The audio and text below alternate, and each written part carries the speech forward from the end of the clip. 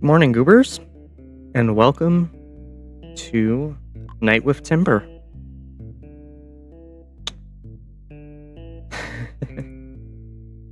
This is going to be one hell of a stream. Let me make sure my blur is ready. So I'm just gonna get this right there. There we go. So I'm kind of scared tonight for several reasons, but I'm gonna brave it.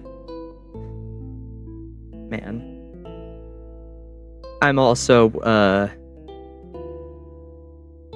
also am in a call right now. However, I don't have anyone with me. Oops. All right. Well, either way, let's go. Tofu. It's a nice name. But I'm going to try something.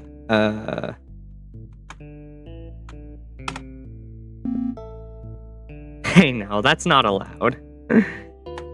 Okay. Let's call herself Tofu. Your name is Tofu. Yes, it appears so. Night has fallen, and you hear concerning noises in the woods behind you. You've been running for a while now. A brisk walk at first. But eventually, a near sprint as your paranoia gets the better of you. This font is hard to read. Something is following you. You can't help but shake the feeling you're being hunted. You knew this mountain was home to all manner of dangers, predators, frostbite, but you weren't deterred. A nice hike in the snowy wilderness. That's all this was supposed to be. Now, your throat burns with each panting breath. Your backpack is heavy, but ditching it is out of the question. Whatever's chasing you, you're not sure you'll be able to escape it alive. Just as your mind gives in to despair, so do your lungs. You stumble on an unseen branch and fall face first into the snow. I'm not gonna try to mimic that noise. Okay, I'm gonna stop doing the accent. As you scramble to ditch your backpack after all, slow footsteps approach from behind. The straps won't seem to cooperate with your bulky coat sleeves. You flail and struggle until finally they release you. But it's too late. You roll onto your back, only to see a terrifying wolf man standing over you. What do we have here? Moonlight shines down on the two of you, revealing two piercing eyes and a grin full of sharp teeth. He asked you a question. You're... a rabbit. One of your ears twitches reflexively, poking itself out. Should I have read that in okay. Poking itself out from beneath your parka's fluffy hood. The wolf's grin widens. Little lost rabbit. Everyone warned you about wolves, about winding up alone with them. Well, it worked with Treat. With Mochi. Treat, Mochi, yeah. You're certain you're about to be killed and eaten. Adrenaline spurs you into action and you scramble away, dragging your backpack behind you by one of the straps. Instead of giving chase, the wolf laughs. Your desperation entertains him. Oh, that's that's cool. Come on, I'm not gonna hurt ya. Yeah, I doubt that. He shouts after you. You can barely hear it over the sound of your own pounding heartbeat. Your legs carry you deeper into the woods on a path that slopes slightly downward. The snow crunches loudly beneath your feet. Anywhere you go will leave a trail. He'll find you. How long can you keep running? You need to find somewhere to hide. Choose. Just keep running. Cave. You've always been taught that in times of danger, you should go underground. You need to find a cave to tuck yourself away. You veer off toward a rocky cliff and pray that you find a cavern along its base. The further you run, the more you begin to lose hope. That is, until... How do I say that? Whatever, a cave appears. You hope you aren't cornering yourself by taking a chance on this. There's no telling how deep this cavern goes. Cautious but hurried, you make your way into the darkness, hoping you can conceal yourself for long enough that the wolf will end his pursuit. Hello? The wolf's voice echoes off the icy walls. He's already here. Was he that close behind you? You hadn't heard him at all, and yet he's calling out to you now. Which at least means he doesn't know where you are. His footsteps are approaching. You continue your descent. You're far enough that you can't see the moonlight reflected off the cavern walls. I wouldn't go too deep in here if I were you. He's coming. You hold your breath and feel around the darkness for a smaller passage to slip yourself through. I'm gonna die. You should have ditched your backpack sooner. If you leave it here, you'll find it. But you can't keep going like this either. Finally, an opening. It's small, but you're sure you can fit through. You remove your backpack as quickly as possible. Just then, a bit of light catches your eye. Oh no, he has a lighter. You listening to me, rabbit?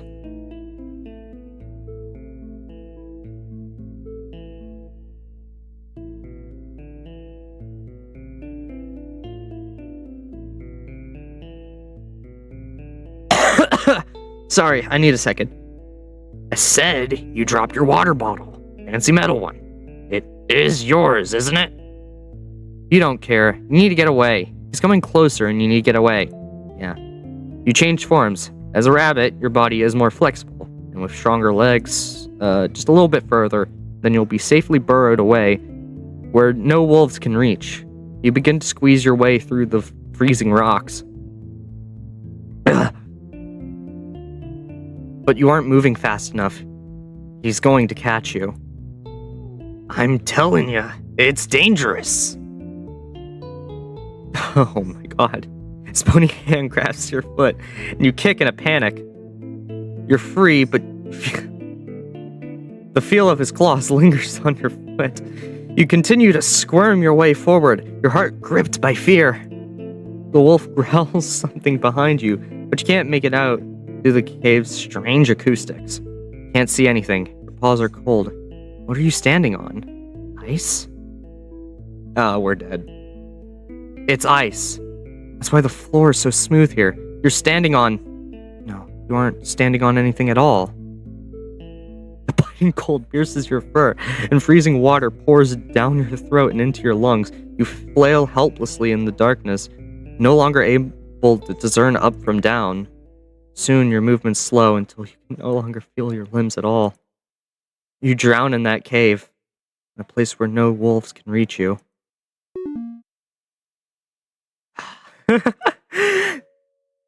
Oh, well, that's cool. We can check that. Read epilogue? What? Huh. Watery grave. Huh. So this is the lore right here that I can look through. This is cool.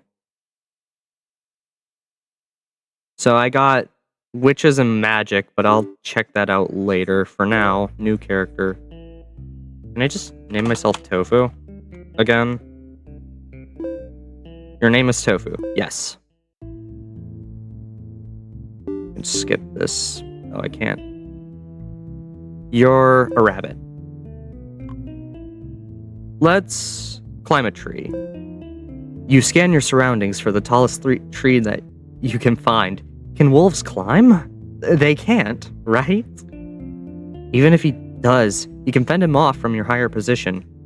Your backpack is full of things you can throw. Am I just gonna be the prey for this whole damn chapter? You change directions, dashing toward a thick smattering of tall pines. God, Nammy. You can't hear him chasing you. You have time. Rabbits are more of a burrowing type, but with human hands, you can do anything you set your mind to. Cool. You pick out a tree with thick and sturdy branches. You're short, but you can reach the lowest one if you jump. Your hands grip the first branch. It sways slightly under the sudden added weight. Next, you swing your legs and push off the tree trunk to walk up to it. Did I read that right? I don't think I read that right. It's fine. Once you've hooked your boot on, Once you've hooked your boot on, you adjust yourself until you're lying on the branch sideways. You're climbing. You can do this. The weight of your backpack makes maneuvering a little annoying, but all of your supplies are there. You're going to wait out the wolf. You need sustenance. You make your way up the branches until you can climb no further. Take a moment to catch your breath. Oh no. It's small and distant, but you hear a footstep. Hugging the wood tightly, you look down. Hi, Timber! Hi!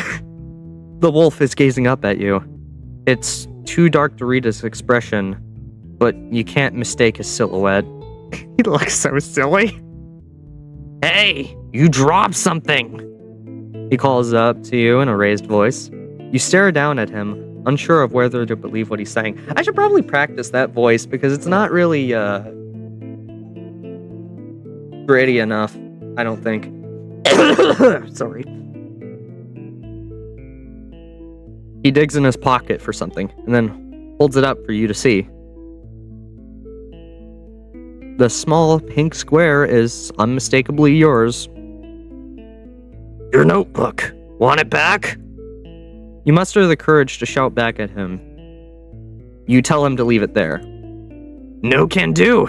It'll get damaged, sitting in the snow. You can hear the grin in his voice. He's trying to coax you down so he can eat you. No shit.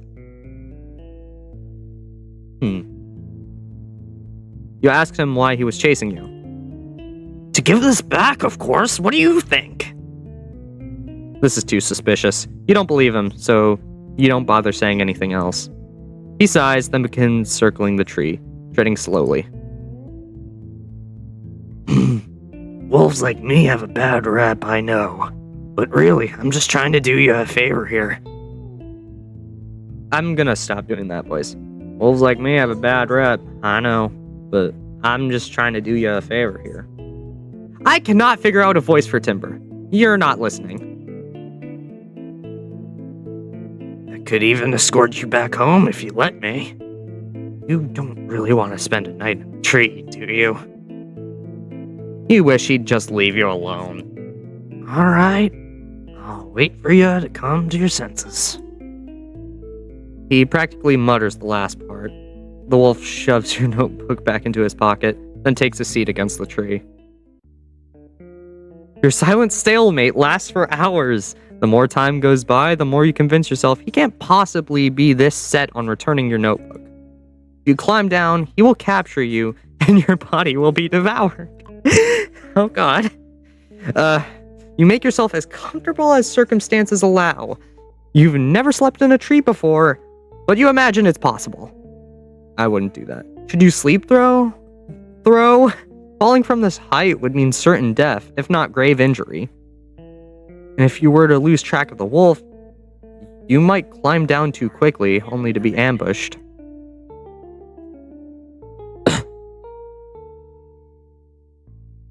Oh, Lord. You have no choice but to wait this out. You dig through your bag and pull out an energy bar. But unwrapping it is a challenge. You remove your gloves and set them aside. The wind is stronger up here than it was on the ground. It's chilling you to the bone. When your trembling hands finally cooperate enough to open the wrapper, the surprise of its sudden give causes you to fumble and drop it. Your precious source of calorie falls, hitting a branch or two along the way before landing in the snow with a pathetic thud. It's just within the wolf's reach. He leans over and takes it. Drop something again? He waves it while looking at you.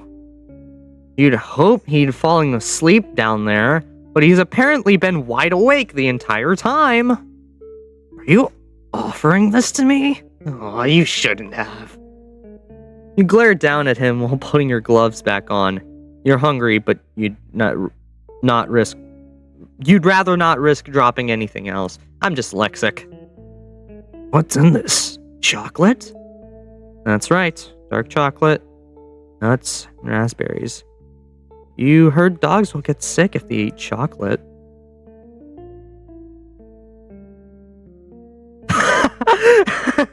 Okay, that's silly.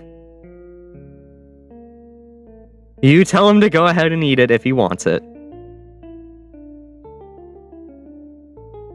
What else you got up there? I haven't had anything to eat today. Yeah, starvation mentioned. That is the lightest one of our problems here. It gets worse. He wants you to engage with him. Since he won't climb, he'll use his words to get you to come to him. You refuse to say anything else. You hear him sigh in annoyance, and then you hear the quiet crinkling of the snacks wrapper. He's eating it. Good, great. What a lucky turn of events, actually. Now all you have to do is wait for him to get sick from the chocolate, then you can make your escape. Hunker down in the position at the top of the tree. You can make it home if you just hang in there. It's a little longer. Dawn breaks. Your eyelids are heavy from the sleepless nights spent on high alert. You look down towards the base of the tree. The wolf hasn't moved an inch. No, one of his arms is down. His palm is facing up, and his head is tilted away. He's faking it! Is he asleep? Did chocolate in your energy bar kill him? He's faking it. You're so tired of being stuck in this tree. You're not about to spend another day up here, so you resolve to begin to descend. The branch you're sitting on shakes as you struggle to get your backpack on. Its straps are stiff and coated in frost. The wolf still hasn't moved. It could be that he's just pretending to sleep. Once you get a little bit further down, you'll be able to know for sure. Try to climb as quietly as you can manage. The horrible night will finally come to an end. You'll hit the ground running, unimpeded by darkness this time. Daylight's here. You'll be able to make it home. You promise yourself you'll never try camping here again. You can just make it down. You can just... Your foot slips. Oh no. And suddenly, the tree's branches whir before your eyes. As the sun rises, you go plummeting to the ground. Your neck snaps on impact. Aw, come on! Dead end. Ah, great. So that's the second one I got. 0 calorie. Okay, I should really just... What the fuck? I should really keep this name. Actually, let me make this... You know what would be funny? Leave Moxie out of this! Wait, what happens if I do other characters? Hasn't she been through enough with this guy? Affirm. You would do this to Mochi? No. Trick? No, anyone but Trick! Oh wait, no, I already did Timber. Play Syrup 2 instead. I don't have the money for it. I don't actually know how to spell his name.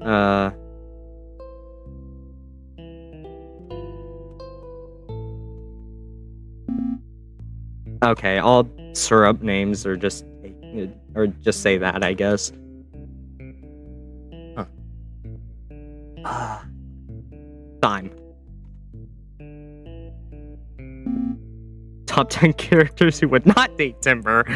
Yeah, I'd say so. Yeah. Are there actually 10? That would be really funny, but no, I'm gonna just go with Allie. No. I'm still gonna go with Tofu, because I like that name. Okay, go, rabbit. Just keep running. No, hiding won't do any good. He can track you, remember? You need to outpace him. You need to get back to civilization. Wolves always stay far away from other people. It's because they can't kill openly from inside the crowd. Well, yes and... In the case of Treat. You knew there was some wolves lurking in the wilderness, but you came hiking out here anyway. What were you thinking, Tofu? You curse yourself to distract from the burning in your throat. Swallowing hard, you keep moving. The light of the full moon reflects off the snow. Oh, what? No wonder Timber's hunting. It's a full moon. Giving you just enough vision to take each step with confidence. You run and run until you can no longer sense the wolf behind you. Exhausted, you slow to a jog. It's too dangerous to stop moving, but you can't keep up this pace forever. It's a good thing you aren't in bad shape. You just make it back to that town. Talking about frosting, you'll be safe. You hear something rustling in the trees. Is it just the wind? It's never the wind. Your ears stand straight up, completely alert. Your pace slows even further as you listen hard for any signs of your pursuer. Where are you running off to? The wolf's voice suddenly cuts through the silence, startling you. You resume your sprint. He's right behind you! He's practically a hair's breadth away. How'd he catch up to you so quickly? Come back! You dropped something! It's a lie. He's trying to get you to stop running. Nothing you leave behind can be worth your life. And you've been running so long now. Your legs won't move as fast as you want them to. Trudging through the snow like this takes more efforts than the sidewalk you're used to on your neighborhood jogs. Why couldn't you have just stayed in... Oh, this is a different area. Ah. Yeah, like frosting. So, no, we aren't going back to frosting. Is the cost of living out here really worth it when you end up in situations like this? Your mind, desperate for escape, starts pointing at everyone and everything to blame. Only... Yeah. He's following you, but he hasn't caught up yet. That's when you realize... It isn't that he hasn't caught up yet, it's that he's matching your pace. He's toying with you. You're running for your life, and it's only a game to him.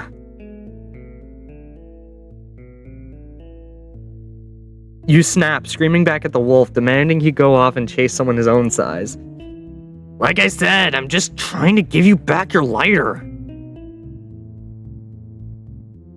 Didn't say anything about that, unless... Did you really drop it at some point? You look over your shoulder, doing your best to maintain momentum. In his hand, small metal case. Its silver reflects in the moonlight. It really is your lighter. He wasn't lying about that. But you don't care about something like that. Lighters are replaceable. Your flesh and blood is not. You tell him he can keep it as long as he stops following you. Don't know where you're going off to, so that could be tough. We might be heading the same direction after all, or whatever. Where the hell does he think you're going? There's only one town in the area. You need to return to it so you'll be protected against predators like him. There's frosting being mentioned. Yep. You staying in frosting? You let it slip. He knows where to find you. What's that place like these days? Me and some of the rabbits there go way back. Yeah, that's true. Oh boy, I'm not gonna say anything. You pick up the pace again. You can't keep feeding him information like this. Continuing down your path, you seem to have ended up in rougher terrain. Instead of walking through the open snowfields, you're weaving along cliff sides and large rock formations. And yet, the wolf continues his relentless pursuit. He knows this mountain, motherfucker. That's the wrong way, you know. Crossing south of here. He's trying to trick you. If you trust his directions, they'll lead you straight into his maw. I don't know which way we're going, so we could be going north, west, we could be going south. I don't know. What are you running away for anyway? I'm trying to have a conversation.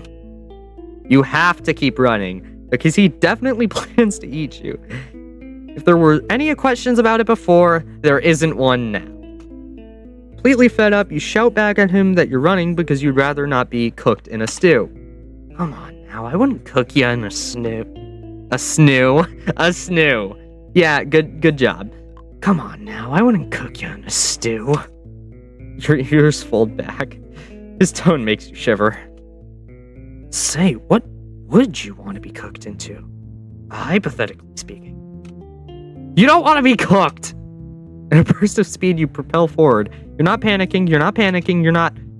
When you realize what's in front of you, though, you slide to a desperate stop. You've almost run yourself off a cliff. You struggle to regain your balance after the sudden change of momentum. The vertigo hits you next. You aren't good with heights. Oh no. But the ground that looks so far below seems to be coming closer now. The wind feels like knives against your exposed skin, and you have all but 2 seconds to process the fact that your life is about to come to an end. As you fall, sensation lingers on your back. The distinct impression of being pushed. Oh, so we just got killed.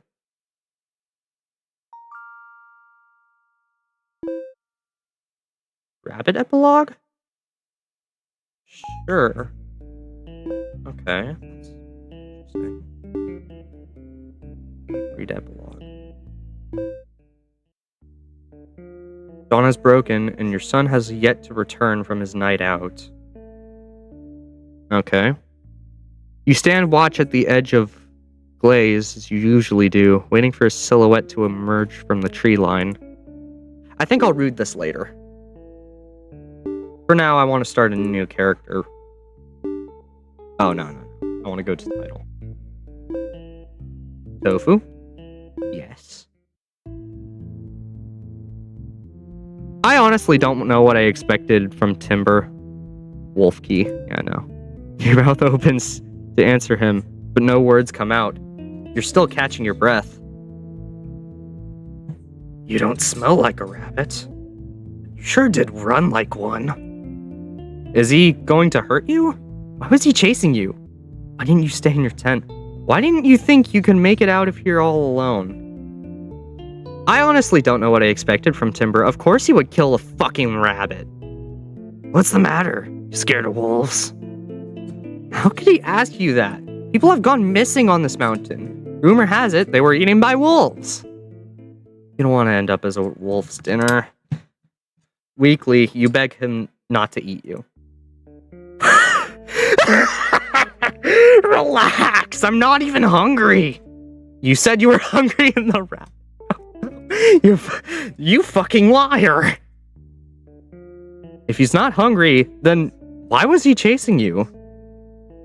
Don't fuck that. You demand an answer. I did not know you could just... Okay, yeah, wait, no, this is Renpai. What was I expecting, really? You dropped something earlier. He wasn't lying about that, actually. But it was a lure. For the rabbit, at least.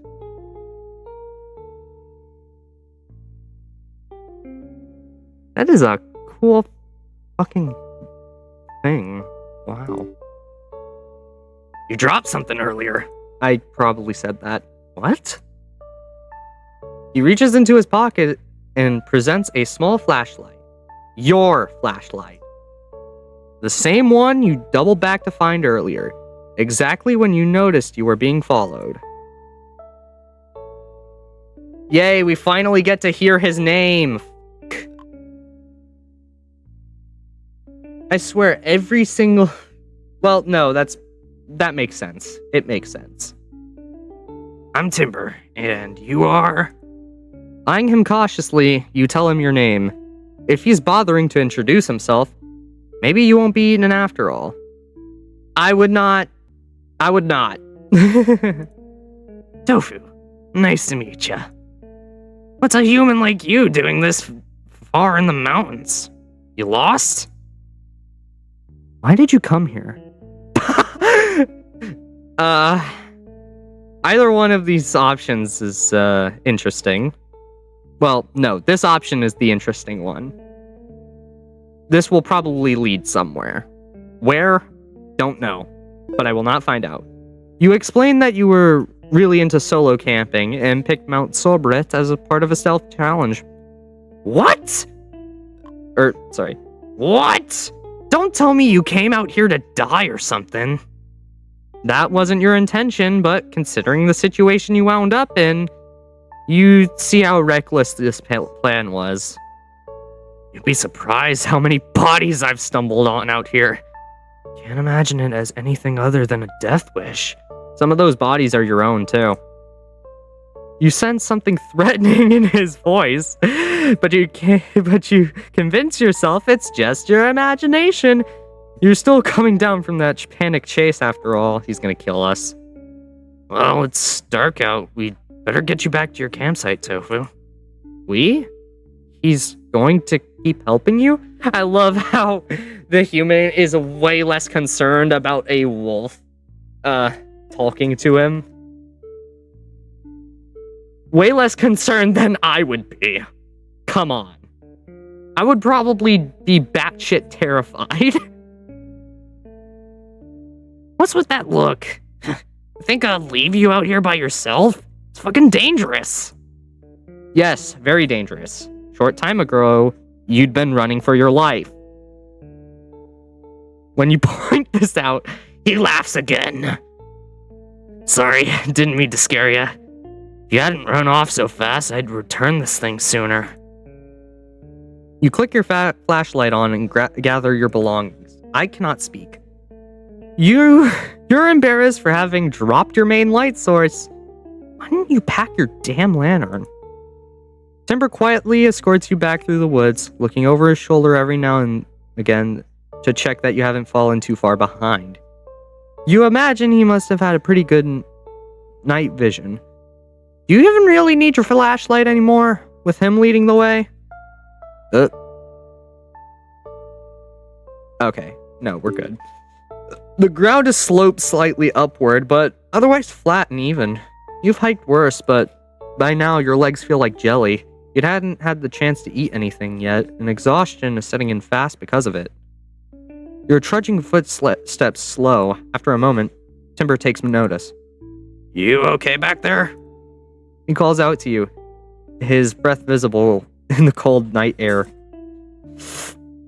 Salivating. Gosh darn it. Why? Oops. I'm accidentally doing Timber's voice when I shouldn't be.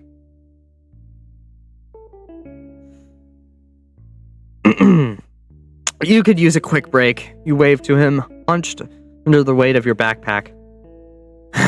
Alright, we can rest for a bit. Timber steps lightly back to where you stand. You're surprised at how quiet his movements are. I can't stay out too late. My pack gets nosy when I'm out on my own for too long. Yeah, your mom does. His pack? So he's with a group of other wolves. It makes sense, though. He hadn't really considered how a wolf like him could survive out here on his own. Out of curiosity, you ask him about the size of his pack.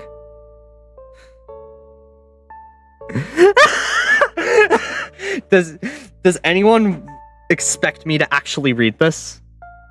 I'll read it. Asking a guy's pack size when you've only just met? I didn't expect that out of you, Tofu. Your face flushes. That was not what you meant at all. Anyway, weren't you exhausted? Take a load off. He gestures to a nearby fallen log. You two take a seat, side by side, but a comfortable distance apart. Aww. You slip your gloves off and massage the back of your neck.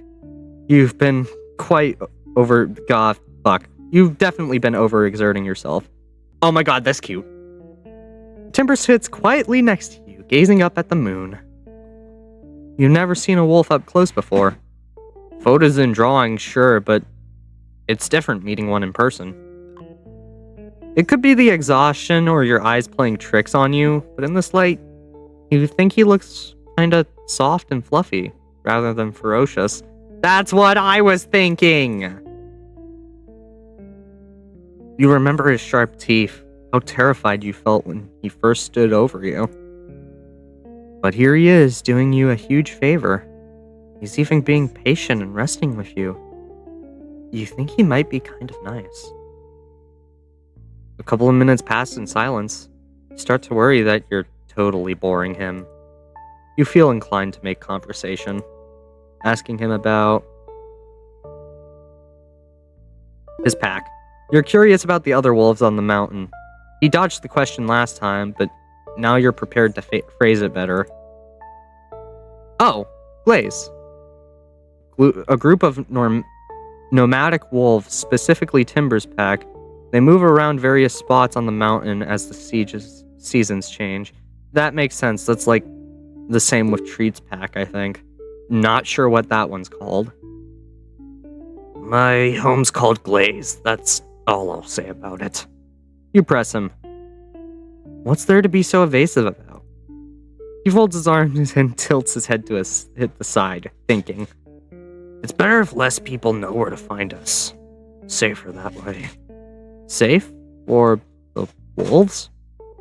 They used to kill us, you know. Yeah, I know. The mood shifts. There's a weight to his words that makes you afraid to press any further, don't. But now, we get by on our own. It's peaceful, so long as no one shows up to disturb us. You realize you must have been intruding on his pack's territory. You apologize for that. Nah, you were just passing through. Nothing to apologize for. Yeah, but you didn't treat the rabbit the same way. Timber leans forward, then gets to his feet. He stands before you, looking down with a big grin on his face. You should be all rested up now. Let's get moving. You nod and promptly reach for your backpack. Hey, not so fast. He grabs the strap, your hands almost touching. Aww. This is what's wearing you out, right? I'll carry it for you. You agree, noting that it's fine as long as he doesn't run off with it. You think I'd do that to you, Tofu? Thought we were bonding.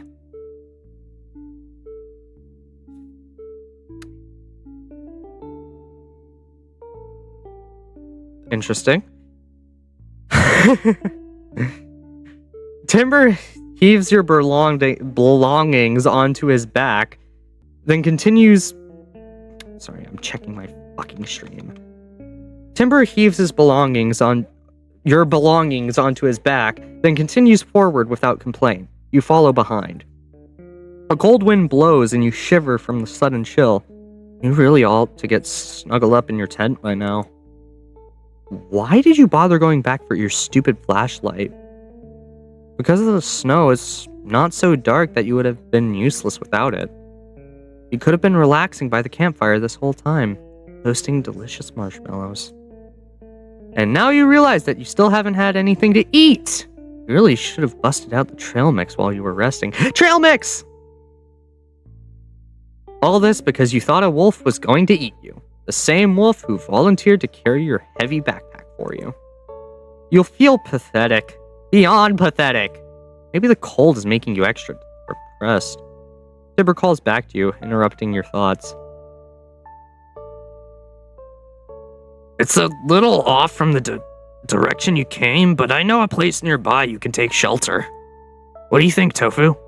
Want to keep going or stop somewhere closer? You're still a ways from your campsite. Let's stop somewhere closer. You're tired and starving. So relieved that you won't have to keep walking for much longer. Yeah, I thought so. Come on, it's this way. Are we going to Glaze? Timber leads you along a stream and towards a large rock face. The closer you get, the less you feel chilled by the wind. It's not exactly comfortable, but it'll protect you from the elements. Another small incline. The ground is more uneven here. but at least you aren't dealing with the extra weight of your bag. It won't be long until you can get some actual rest. Seriously, all you can think about is how much your feet hurt right now. Watch your step. It gets a bit slippery from the... His warning comes a little late. Your foot slips on an unexpectedly icy rock, and your arms fly out instinctively to balance yourself. Timber reaches out and grabs your wrist, helping to steady you. You thank him.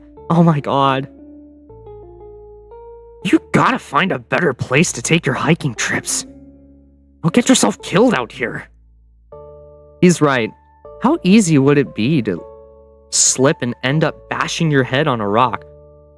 Now that I think about it, Timber has every right to fucking murder the rabbits.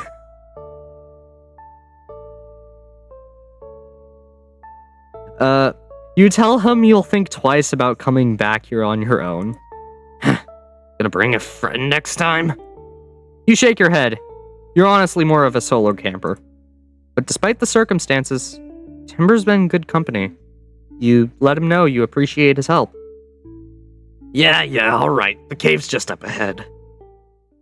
It's kinda cozy for a cave. Not too wet and drippy, and protected from the freezing wind. Once you're inside, Timber slides your backpack off his shoulders and sits it down gently against a large rock. Large. This should do for the night. You know the way back to your campsite from here. You nod. You're carrying a map of the area, so you're confident you can figure it out. Glad to hear it. Get home safe tomorrow, alright? You stand there awkwardly for a moment. I want him to stay. You can't really think of a good excuse, so you just tell him your honest feelings. You'll be lonely if he leaves now. I don't know. The other wolves are never gonna let me hear the end of it. There's something in his tone that tells you he wouldn't mind sticking around, though. Maybe you can bribe him. Food. That's right. You should eat now. Your eyes light up, and you run over to open your backpack. What are you so excited about? You pull out... cup noodle... jumbo marshmallows. Digging through your bag, you present a bag of marshmallows, chocolate bars, and graham crackers. You're making s'mores tonight. You're offering sweets to a wolf? He isn't impressed, but this is the best you have to offer him. Other than some trail mix and energy bars, he would probably kill for energy bars. You encourage him to try it. Alright, you convince me. Can't turn down free food, especially when you're literally starving. You give a celebratory cheer. You're so happy you'll be able to repay his kindness. I'll get a fire going. The cave's atmosphere transforms into something warm and inviting. The campfire's crackling heat eases your soul. It's just you and Timber out here. How peaceful. He rubs his hand together and licks his lips. Time to eat. You show off your expert marshmallow roasting technique. Huh? Mine's burning.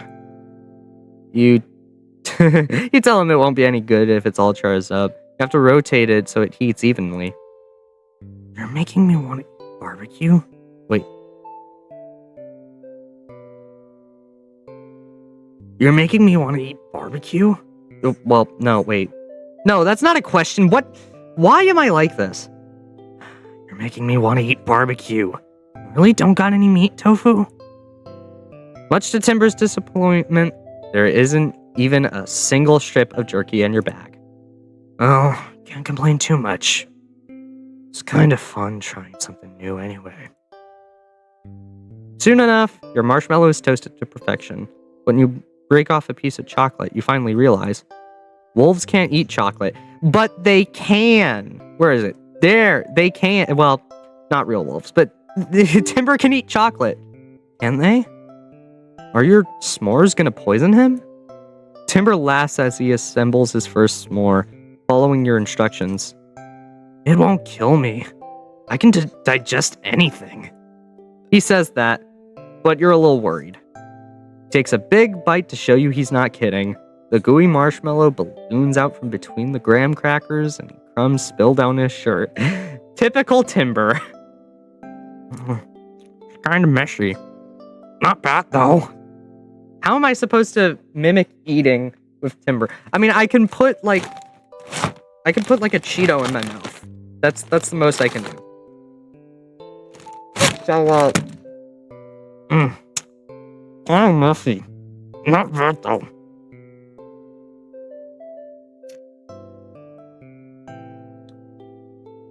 Finishing this.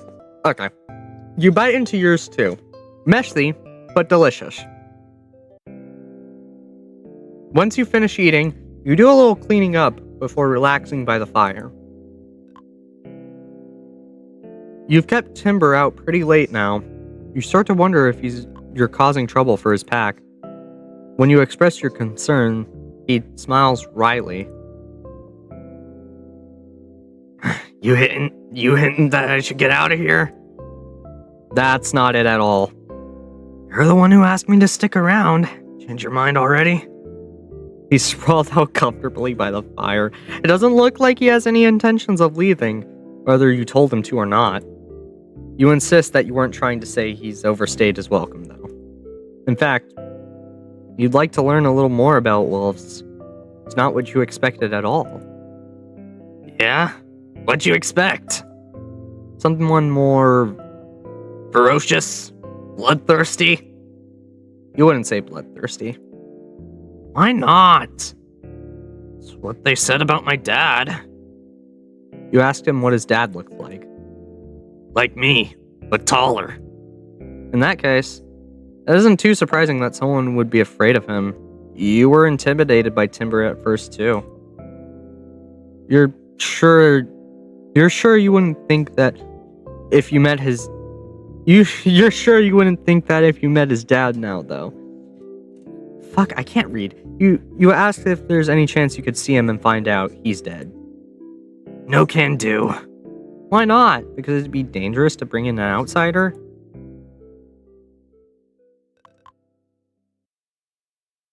It's best I tell you how I know that.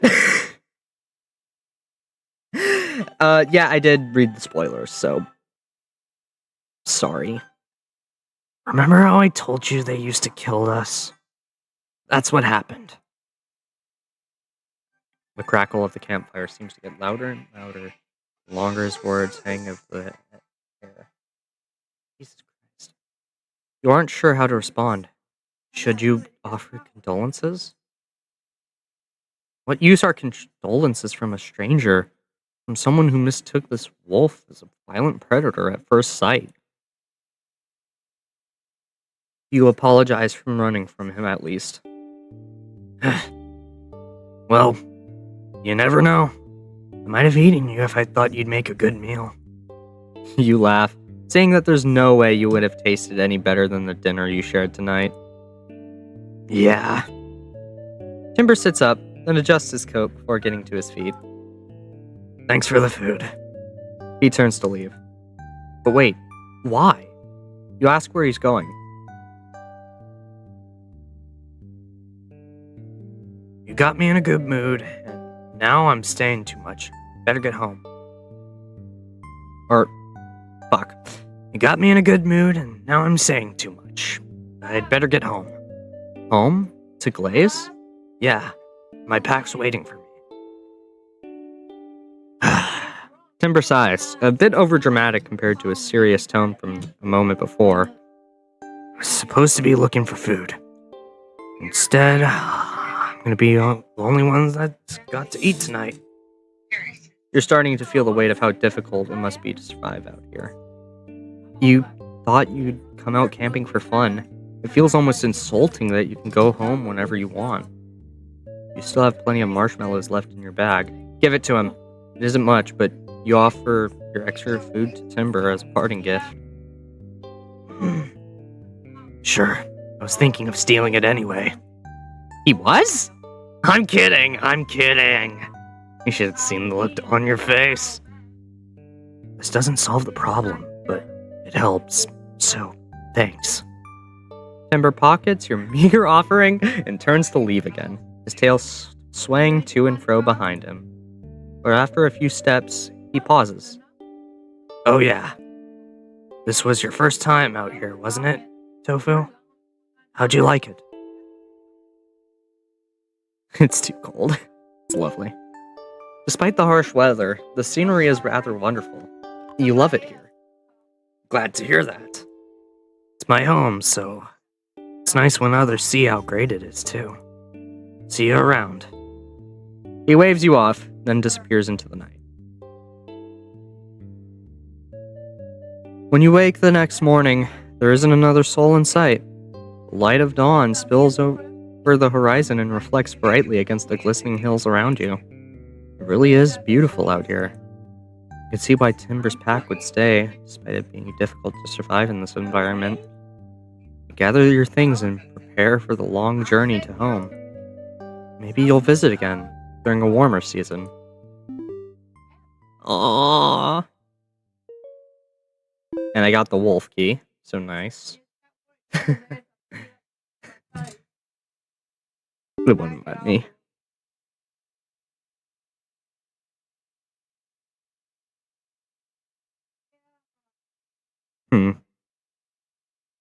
Oh, I do not like that.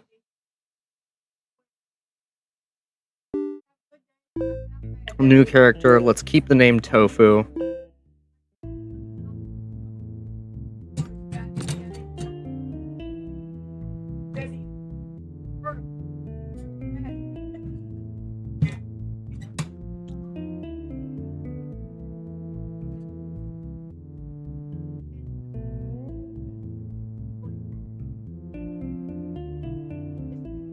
Night has fallen. Okay.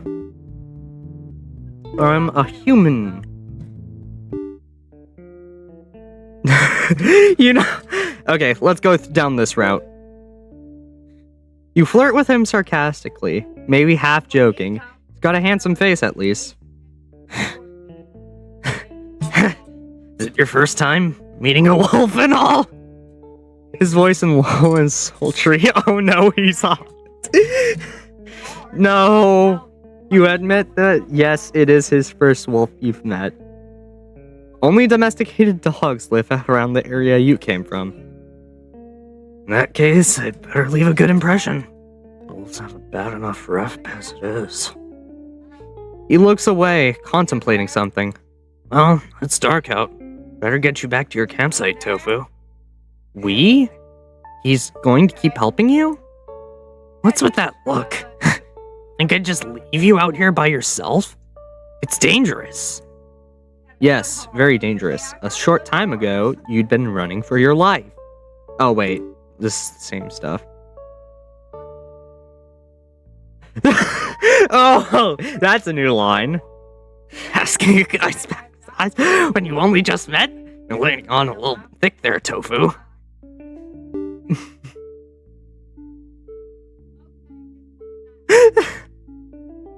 Wait, how do I go back? Hold on, wait, how do I go back? Oh no, I don't know the button to go back on something. Oh wait.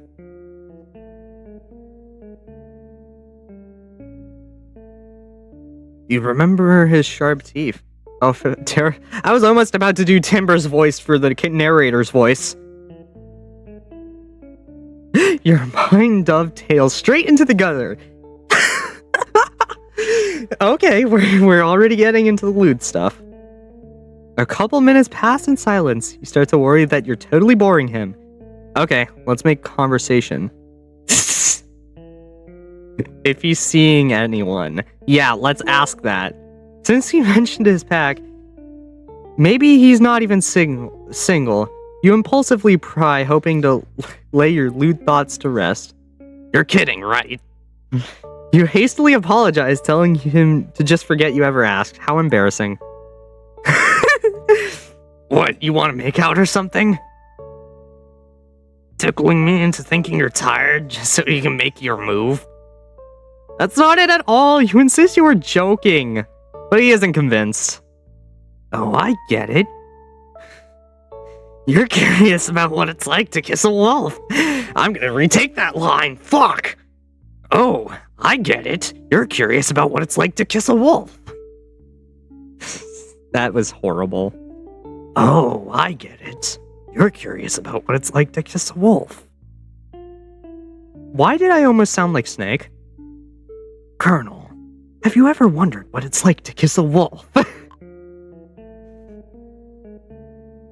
He's closing the distance between you. You feel like your heart is beating even faster than when he was chasing you.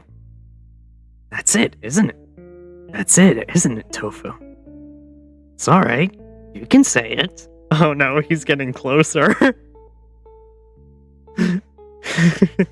The temperature on the CG is getting warmer, and that's just great.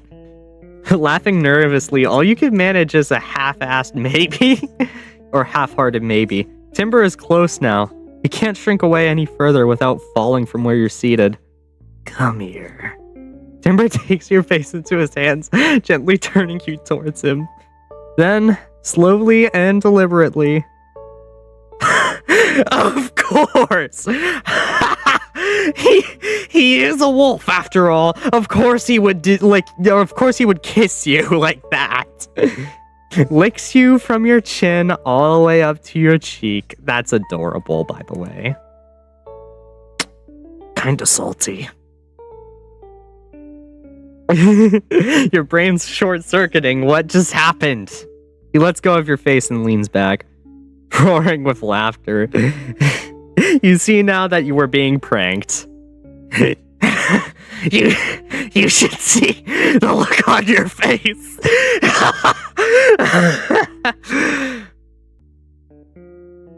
You want to die.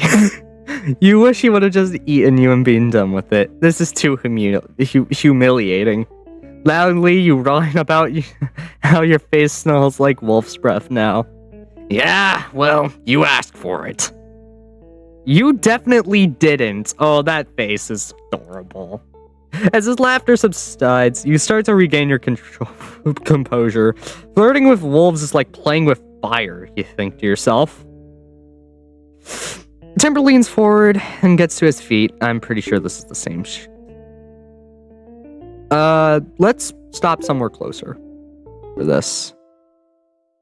Ask him to say, I guess. Pull out... can of beans? It isn't much, but you brought a big old can of beans to fill you up after a long days of physical exertion. How many cans you got in there? Is this why your bag's so damn heavy? He smirks at you. You present him your treasured beans, insisting a warm meal is just what he needs. That does sound pretty tasty. Alright, you've convinced me. Can't turn down free food. Oh boy, here we go. Fire makes everything more romantic. You have Timber all to yourself tonight. He rubs his hand together and licks his lips, and we're going through the same thing. Oh, the beans are ready. You serve them up in 2 plastic bowls, one for you and one for Timber. Luckily, you brought exactly 2 spoons. You give your guests the more normal-sized one. What's with that tiny thing? He laughs, pointing at your green dessert spoon.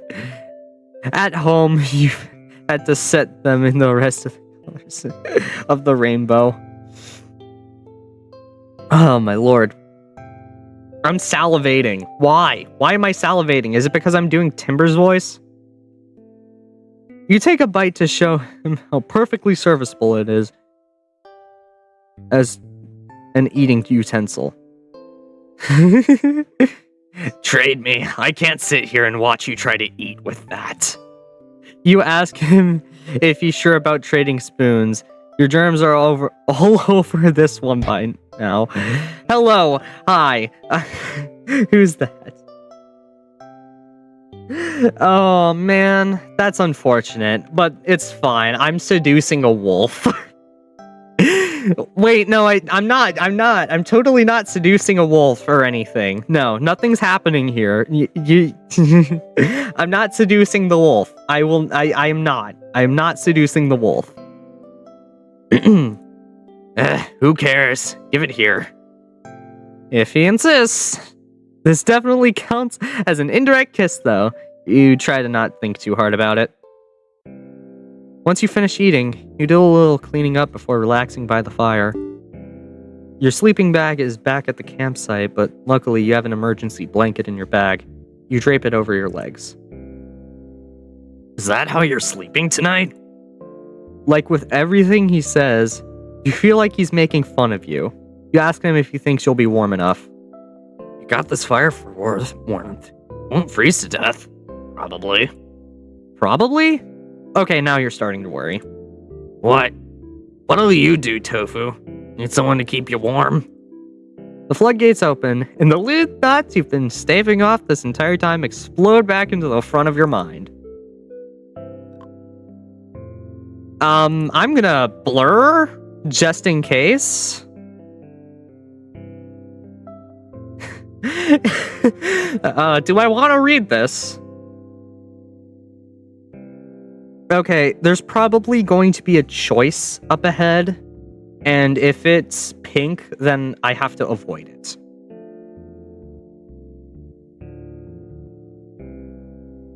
I'm willing to read this incredibly lewd line, so let's go with it. You want him to hold you. You want to feel heat on your bare skin. You want to become a tangle of limbs under this blanket. You want to be wrapped up in his fluffy coat and drowned in his scent. Wow, Nami. But you can't say any of that. What can you say? Sleep next to Timber? Yeah, like I said, I cannot do this option. No thanks. You can't go through with it. This kind of thing is probably better to fantasize about than act on. Yeah, especially because we're streaming right now, and if I do take that route, we're not gonna have a stream. Alright, offer's still open if you change your mind. You get cozy under your emergency blanket. Timber makes himself comfortable on the opposite side of the campfire. Your eyelids are so heavy, you're way more exhausted than you realized. The crackle of the fire lulls you to sleep in a matter of minutes. When you wake, the sun has already begun to rise. Confused and a little chilly, you take in your surroundings. The fire's nearly gone out. Your backpack has fallen over, fully unzipped. And your companion from the night before is nowhere to be seen. You groggily shuffle over to your backpack, thinking you'll gather your things and head back to your campsite, but your food is missing. He stole it, didn't he? That wolf had you completely fooled! The worst part is, if you wanted more of your food, he could have just asked. You already had dinner together. You wallow in feelings of betrayal for a few minutes, before checking your bag again, then zipping it closed. Worse things could have happened, you suppose. Nothing of value was lost. Just when you thought you made a new friend. Oh well. It helped you make it through the cold night. That at least counts for something. Giving one last look around the cave, you begin your trek back to the campsite to collect the rest of your belongings. It's time to head home. One night stand. Oh boy.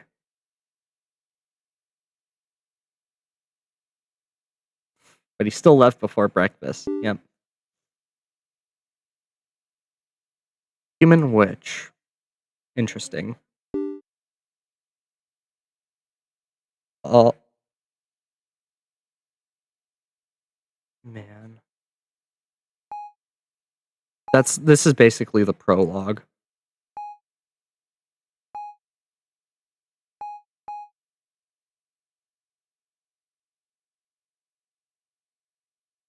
Can I just...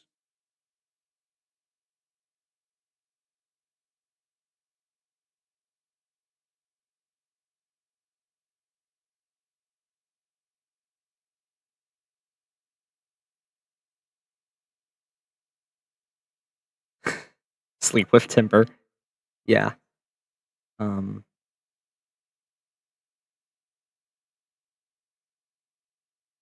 Okay. Let's go. New character, Tofu. Yes. We are going to be a human, as per usual. We're going to say just hiking. We will ask what he's doing here. You ask him the first thing on your mind. What was he doing out in the wilderness at night? Scavenging.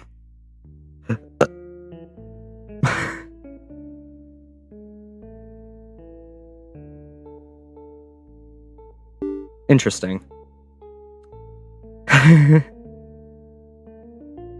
He says it flatly. You wait for him to elaborate, but he doesn't. You'd never given it any thought what it must be like living in the mountains. Camping, sure, but building a life here? During your trips, you've always brought meals from home rather than relying on foraging. It can be dangerous to eat things you can't identify with absolute certainty. Could wolves just be satisfied with living off the land? You wonder what his diet is like. You ask him if he's a meat eater. Why? Still scared of the big bad wolves gonna eat ya? He side-eyes you, his wide grin once again drawing your attention to his sharp teeth. I've never tasted a human before. I wonder what kind of seasoning would be the best. He isn't serious, and anyway, if he wanted to eat you, he would have done it already. That's flawed logic. You decide you're not afraid of him, and you let him know it. You could probably stand to be a little afraid. We're strangers after all. In the mountains, no one's a stranger. There are only fellow hikers. You give him a friendly smile. Careful. You'll regret trusting me. If that last ending says anything about that, yeah. It was. Yeah. We're going to cuddle Timber. Okay? I am going to cuddle Timber. Timber leans forward to get on his feet. Okay. We're going. So you are suspicious of me. What happened to no one's a stranger? He smirks at you and you laugh awkwardly. He got you there. Let's stop somewhere closer. Ask him to stay. Please stay. Can of beans. Is this maybe reverse hospitality? You didn't expect a wolf to out-nice you. Sleep next to Timber? Hell yes. Wait.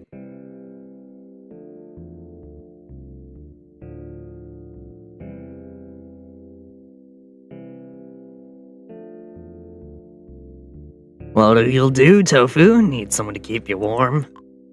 Sleep next to Timber? Yes! Assuming his offer is genuine, you're willing to take him up on it. Oh my god, that's adorable! Why? Timber lies on his side, with the flap of his oversized coat laid out for you to sleep on. Here, make yourself cozy. A little embarrassed, you lie with your back to him. Oh, we're spooning! He wraps you up in his coat. His body's kind of bony because he's malnourished, but it is really warm.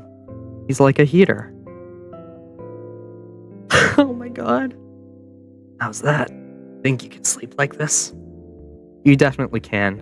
But is this comfortable for Timber too?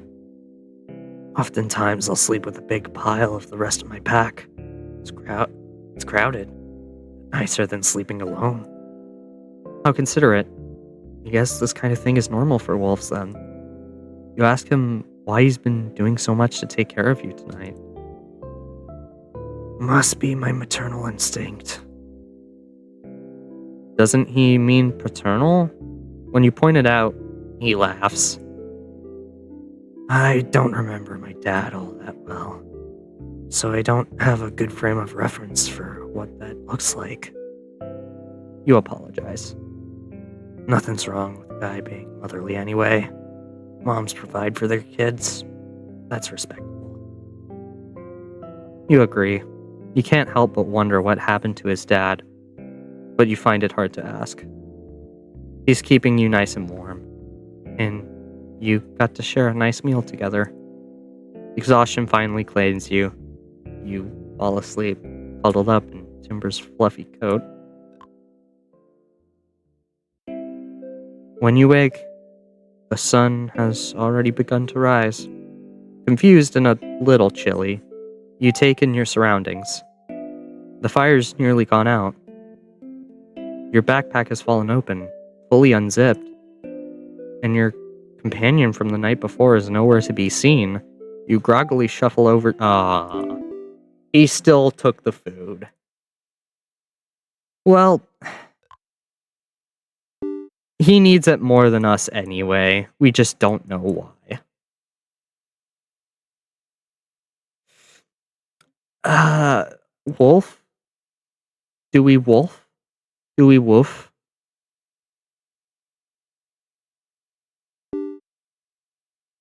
Yeah, let's woof. Tofu. Tofu the wolf. That's adorable. Oh, wait. We haven't completed the witch timeline yet. Oh, wait. Are these the same? Keep going. Ask him to say. Oh, wait. We still have more we can do on both routes. Man. Oh, God, this is... Okay, let's do wolf route. You're a wolf.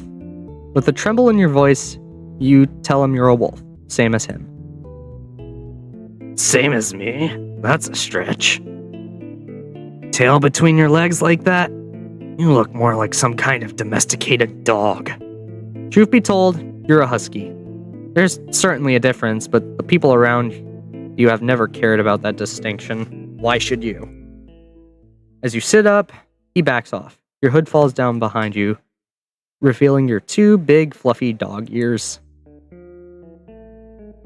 Well, your ears look like mine anyway. Where are you from? Not around here, you answer vaguely.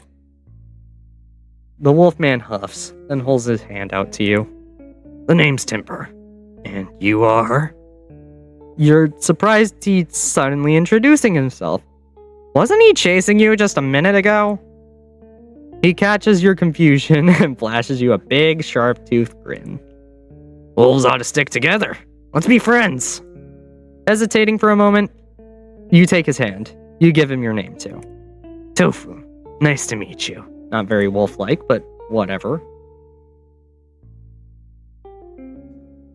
Timber helps you off the ground, and you lean over to dust the snow off of your knees. Oh, that's right. You dropped this. Ooh, knife. He presents a folded pocket knife. The piercing blue causing you... Casing tells you that it's yours. Jesus Christ, Allie. Please read. You can read a fucking prompt. I've read teleprompters. But how does he know that? It's what you initially went looking for before you noticed him tailing you. You take it, but you can't help asking how he knew it belonged to you. See anyone else around?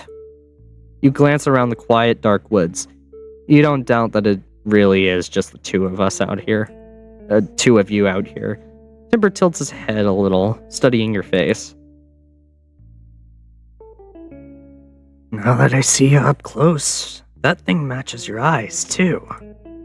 You ask if that's supposed to be a compliment. He laughs. Could be. You slip the knife into your pocket where it belongs, and pick your backpack up off the ground. Got a place to take shelter for the night, Tofu? You had already set up camp by the time you realized that your pocket knife was missing, so yes, you have a place to stay. The campsite is a little far, though. You're worried about walking all the way back there in the dark. In that case, why don't you come with me to Glaze? My pack will take care of you. His pack? There are more wolves out here? You're surprised by the invitation, but you guess you shouldn't be. You're a wolf too, technically. So it's not like you have to worry about getting eaten. You start to feel silly for running for your life earlier. You seriously thought Timber was a bear. He bursts into a fit of laughter at that. Oh my god. I've never run into bears out here. Snow leopard, maybe. There are sneps? Are there snep animal folks? Oh my god, Nami. Yeah, that sounds right. Nami, please tell me that there are snep, animal folks out here. You laugh with him. Feels like you've made a friend. Timber turns on his heel and motions for you to follow. You're headed to Glaze. Take off your mask and no. Take off your mask and reveal that you were Tuntra all along. No. You adjust the scarf around your neck as to trudge through the snow. I also read that this was originally an April Fool's game, but it kind of derailed. Well, derailed is a strong word. It's gotten a lot colder since the sun went down. You ask Timber, I almost read his name as Tinder. You ask Timber how he can stand to walk around with his coat unzipped like that. What, in this? It's practically spring already. He has enough fur on his head. There's an awful lot of snow to call this springtime. You're not used to this temperature. You're not used to temperature like this at all. Bullshit, you're not a husky. You're not a husky, mate. No, shut the f*** up. That's not true. Despite how you look. Yeah, no, you're not a husky if you can't handle the cold. Okay, that's probably gonna sound insensitive, but like... But aren't huskies made for cold weather? Mostly? I'm not gonna die on that hill. So, I'm not gonna bring it up anymore. Had to have grown up... Got fuck. Had to have grown up in it, I guess. You don't like the snow? Winter is actually your favorite season, aesthetically at least. You don't love being so cold that you're shivering. What brings you out here anyway, Tofu? Just the aesthetic? What brings you out here? This early? Do we do the lewd stuff this early? No, we don't. Escapism? Camping trip. God, I'm still salivating. What the fuck? Do I have tea? I do not. Damn it. I'm gonna have a piece of candy.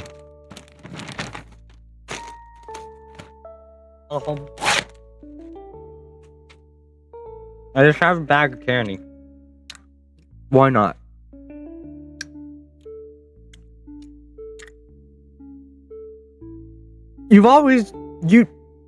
Damn it. Oh, I already know Timber's gonna make a joke. You'd always wanted to try roughing it in the snowy mountains like a real wolf. That's why you wanted to camp out here. Ah, the dog complex in action. He nods sagely. What the hell's a dog complex? Is that a bandage? Did he always have that on? He always had that on. I think. It's that sense of inferiority you get from being around people who think you're less than what you are. Correct me if I'm wrong, Tofu. Who told you that you're gonna fuck. I'm just gonna read that in my normal voice because, gosh darn it. I can't fucking read my lines! Why? Gosh darn it, I'm playing the character, but I can't read his damn lines! Anyways, correct me if I'm wrong, Tofu. Who told you that you've got to prove you're a real wolf? People have mistaken you for a wolf ever since you were a pup. Other children ran from you. It was hard to make friends. Is that what he means by people thinking less of you?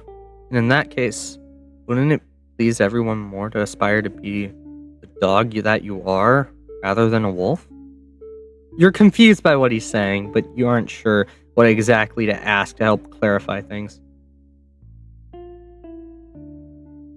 You should be who you are, for your own sake. Okay, now he's just speaking in platitudes.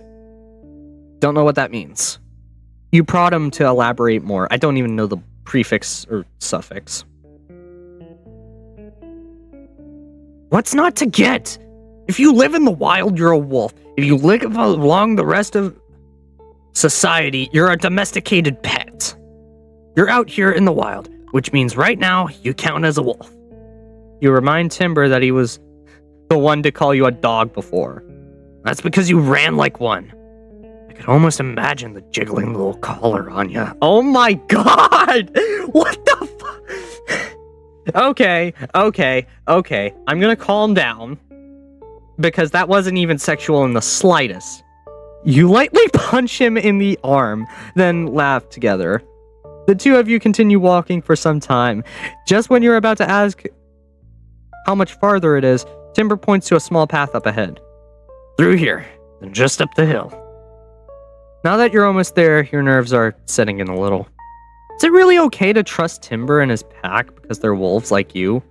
What if they're like bad wolves that hunt people? Bunnies, yes. How can anyone even live in an extreme environment like this? Treat's family does. And Treat likely did for some time, and even Trick did, but... yeah. Trick was a domesticated pet too, so... at least that's what I remember from... both Chapter 4 and Chapter... no, Chapter 7's lucky number, Moxie. Chapter 8 is the one that I think is finished, maybe? Is it? I don't remember. All I remember is seeing, like, the last few... the starting part of Part 2, because that one is split into 2 parts. But anyways, back to this. How can anyone even live in an extreme environment like this? What if everybody other than Timber is all tough and mean? It's too late to turn back now, though. You try to hush your anxieties. It's rude to make assumptions after all. Oh, wow. A wolf with long white hair stands patiently in the snow. This is Timber's mom, I think. With full... oh, fuck. Timber waves to her. That's my mom. Yes, she's on watch tonight. Timber's mom. You stiffen up a little. Will you be able to make a good impression? She's facing towards the two of you, but she doesn't move from her spot. You are being ignored, are you? You wonder if something's wrong, but then you realize she might just be staring you down to intimidate you. Once you get closer, you notice...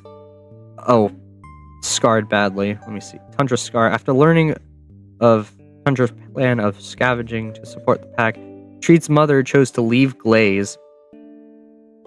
The two former best friends tore each other apart over this disagreement and haven't seen each other since.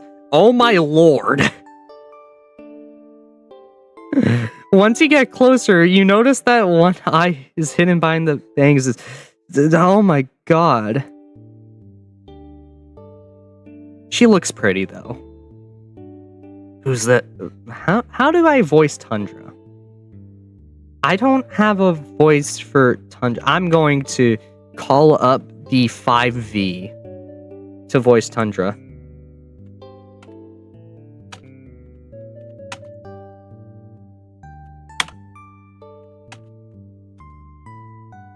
So, we'll see if V shows up.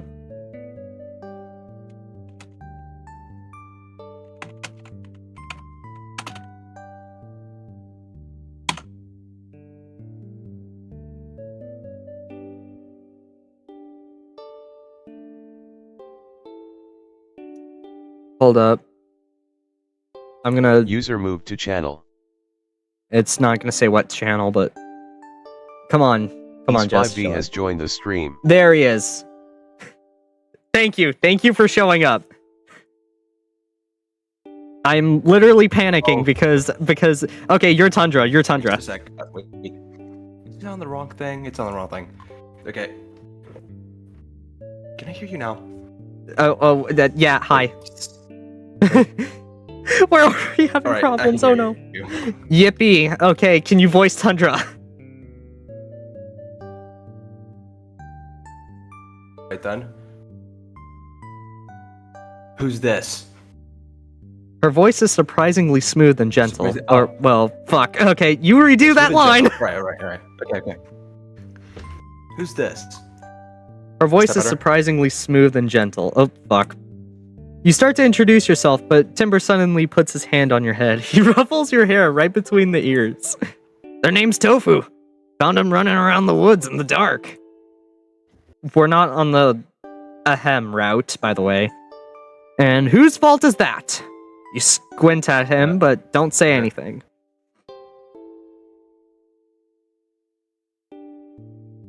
There's a delay, so it takes a second for V to get it.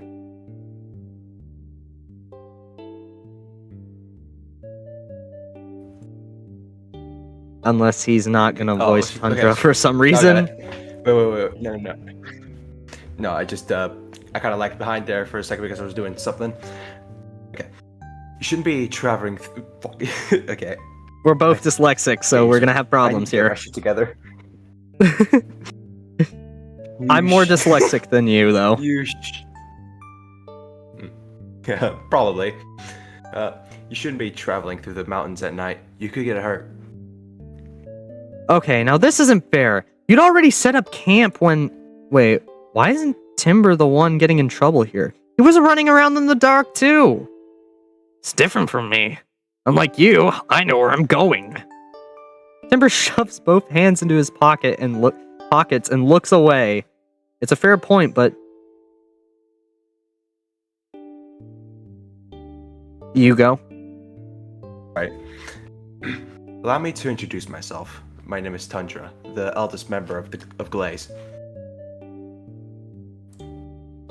Wait, okay. Why don't you stay the night, Tofu? We can't offer much, but our arms are always open to fellow wolves. Tundra's smile is warm. You nod to her, shyly. A fellow wolf. You're happy to hear those words. Whether or not you can trust these wolves, staying for one night certainly can't hurt. Timber gave back your pocket knife, after all. You'll be able to defend yourself if it comes down to that.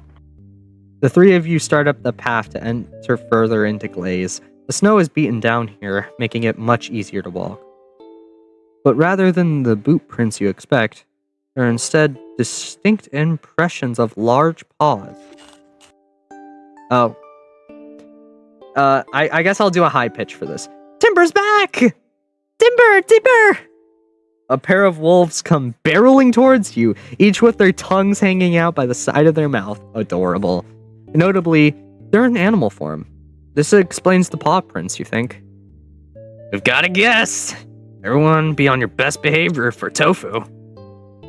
The wolves take turns jumping up on Timber and getting scritches behind the ear. You don't think they're listening to him. Who's Tofu? How long are you staying? Their voices come out as barks and whines, but you can understand them perfectly. Timber looks at you, nodding to introduce yourself. You tell them that you're on a camping trip and that you're heading off once the sun's back up and it's safe to travel again. That's so short. You won't have time to meet everyone. Should I do a deeper voice for them? Or, well, actually, no. No, they're silly. These wolves are so excitable. You wonder how old they are, judging by their size. Maybe teenagers? Okay, so just normal voice. Beep, beep. Now. Ember, could you go and let everyone know Tofu's here? I know someone named Ember. Fuck. Okay. The wolf called Ember suddenly bolts off, flinging bits of snow behind them as they go. Who's hungry? I'll cook us up a snack. I want to eat chicken. Chicken? Certain kind of animal folks are cursed with the inability to take human form. They grow up to be as large as humans, but are raised in slaughter. I want to eat chicken.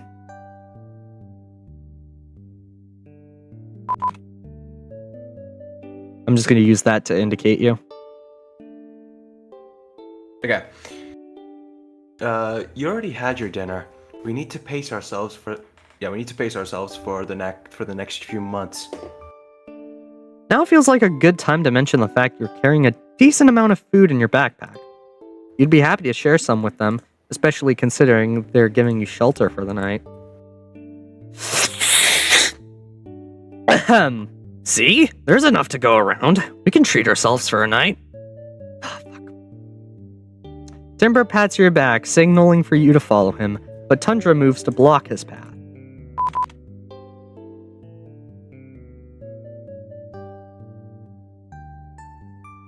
Okay, just a sec. Alright. Before that, a quick word. Huh? Sure, Mom. Timber steps away from you, shoving his hands back in his pockets. Listen, you make yourself at home, Tofu. I'll catch up in a bit. You watch as he goes, a little worried about suddenly being left alone. The one remaining wolf smiles up at you. The best a wolf can smile, anyway. Oh. Want to meet everyone, Tofu? You appreciate the hospitality. You ask their name. I'm Juniper. Over there is Charcoal and Crystal and Pine and... Slow down, you can't figure out who Juniper is even pointing to. On top of that, Timber and Tundra seem to be the only wolves in human form. You wonder if everyone is more comfortable this way. Juniper huffs in an exaggerated show of frustration, then walks in a... oh shit. in a quick little circle before plopping down in front of you. Who do you want to meet first, Tofu? Which wolf do you want to talk to? Wait, have you seen Syrup in the Ultimate Suite? I've seen nothing. I don't know nothing about this shit. Okay, well, that's fine. Pine's coat was accidentally turned pink by Butterscotch during the events of Syrup in the Ultimate Suite. Yes, I know. Everyone's used to it now, but he became a bit of a laughingstock when he first came home looking like that. Yeah. Pine kind of got backup, and then he got non-backup when he got home, I guess. Why?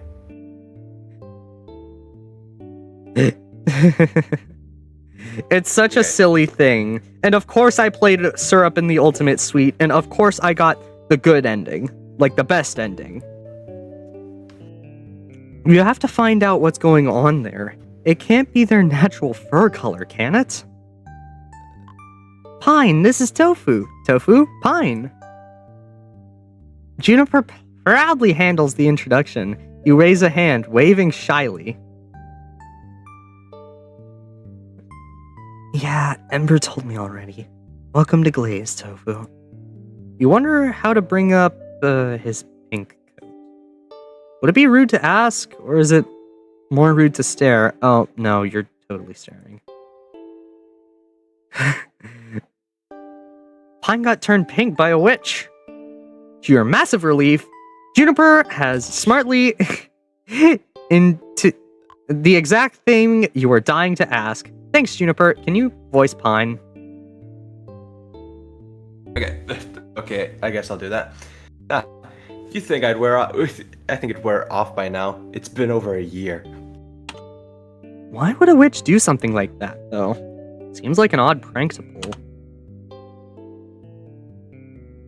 I was trying to chase him out of our territory. She meant to do some other spell, I think. Can't believe she had the nerve to keep coming back after that. Her and that green-haired alchemist. You ask if the witch turned the alchemist's hair that color too. Could be. Lasts longer than hair dye would. Anyway, hair dye would anyway. Fuck. I wish my fur was green. I'd stand out so much. Juniper already stands out quite a bit, you think? Yeah, very energetic. Where? Well, oh, you're... What? Me? Okay, me. Where are you from, Tofu? You've got a bit of magic smells, yeah? This is the second time you've been asked that question tonight. You were doing your best not to think about home while you were out here. You tell him it's a town with a lot of witches, but don't elaborate further. Oh, wait, I'm Juniper. If you can get jerky there, Sounds like a paradise. It isn't, but she's right that it would be good food. Now you wish you brought more. Which wolf do you want to talk to? The white one. You point to the wolf with lighter fur than the others. Juniper happily leads you over to them. Crystal! Timber brought a friend. This is Tofu. What voice do you want to use for Crystal? You know what? From this first line, look, I see Crystal's fucking lines, and I'm like, I'd imagine like a very overblown accent, not an accent, but like a way of speaking. Tone. Okay, yeah, go for it. Yeah. Friend? Don't be a naive. Crystal thumps her tail on the ground. It reminds you of an annoyed cat. So you're right. He's never mentioned you before. Can you really call yourself a friend? It was Timber who said he wanted to be friends in the first place. You don't get why this wolf is being so prickly about it. Juniper whispers to you loudly. Crystal doesn't like when other wolves get close to Timber. Oh. Yep. She wants Don't say him. it like that. Don't say it like that. I'm telling this to Tofu for their own good. Crystal snaps at Juniper, who bounds away playfully. Yeah, no, Crystal is definitely into Timber. This is starting to read as jealousy to you, it is, but you try to keep an open mind. It's probably best to make your intentions known. You let her know that you weren't planning on getting in the way of anything. You'll be leaving tomorrow morning. Anything? Yeah. Oh, yeah. That's for the best. Nice meeting you then. Crystal walks off, tail swaying lightly side to side. Juniper returns to your side shortly after. She prods at your hand with her snout. Oh, Juniper's a girl. What did Crystal say? You assure her that it was nothing. Which wolf do you want to talk to? The gray one. You point out that one of the gray wolves. Yeah. Charcoal, meet Tofu. The gray wolf glances at you, then back to Juniper. Where'd they come from? Timber brought him. And where's Timber? And no, Charcoal is not his dad, sadly. Juniper hops back and forth, wagging her tail like crazy. He's cooking chicken! For the outsider? Charcoal's ears fold backwards and you find yourself suddenly being glared at. You're starting to feel like a bit of a burden. If their food is so limited, Timber shouldn't have offered it to you. Come to think of it, where do they get their food? Packaged meat isn't something you can get for it's together, obviously. We trade with witches. Everyone works hard to collect things the witches will give us meat for. But they only come a few times a year. When we run out of food, we're forced to scavenge. I think there's a lore entry for that. Scavenging, the practice of procuring corpses to eat in times of scarcity. So basically eating corpses. Now you definitely feel like That's something. Yeah. Now you definitely feel like a burden. Maybe you should pass on the fried chicken. Juniper cuts in, rolling over in the snow and looking up at you sweetly. Charcoal's a good scavenger. Timber always picks him for scavenging duty. That's because I'm strong. I can carry anything home. You thought they were talking about foraging, but now you're a little confused. What would be so heavy? Dead bodies? Wait, that's right. You should offer them some food. You take your backpack off and set it on the ground and start digging through. Ooh, what are you looking for, Tofu? You brought your favorite, beef jerky. Wow, jerky! It smells so good. You let the two wolves know you'd be happy to share it with them in exchange for Timber's cooking. Not a fair trade. Timber's a great chef, you know. Charcoal turns his nose up at your offering, but Juniper continues sniffing it energetically. Can I have Charcoal's share? Hey, I didn't say I wouldn't eat it. Oh, shit, I'm doing Timber's voice on Charcoal. Fuck. You open the package and hold it out to them. The jerky is devoured within seconds. Who would have guessed? Not so bad. Alright, Tofu. You're okay in my book. You won Charcoal's approval. Apparently these wolves can be easily bought. Yeah, when you're starving for years, sure. Like it's literally... Like the content warning is there for a reason. There is starvation in the content warning for a reason. By the time Timber seems to have finished his conversation with Tundra and has gotten started... Fuck. You let Juniper know... Jesus. Yeah, whatever. No. You let Juniper know that you're gonna head back over to him and see what you can do to help out. Okay, I guess you don't need any blah, blah, blah. You thank Juniper for being so welcome to you. She gladly accepts your pat on the head. I'm good. Yay. She runs off happily with so much energy for this time of night. Cooking equipment is set up in the center of the village. You take off your backpack and place it nearby. The heat from the fire is welcome comfort. You warm yourself up a little until Timber comes back around. I gotta do this stupid voice again. Already finished meeting everyone? You work fast, Tofu. You admit that you don't have quite the energy to go around introducing yourself to every single wolf in Glaze tonight, but you at least met a few. Not my problem.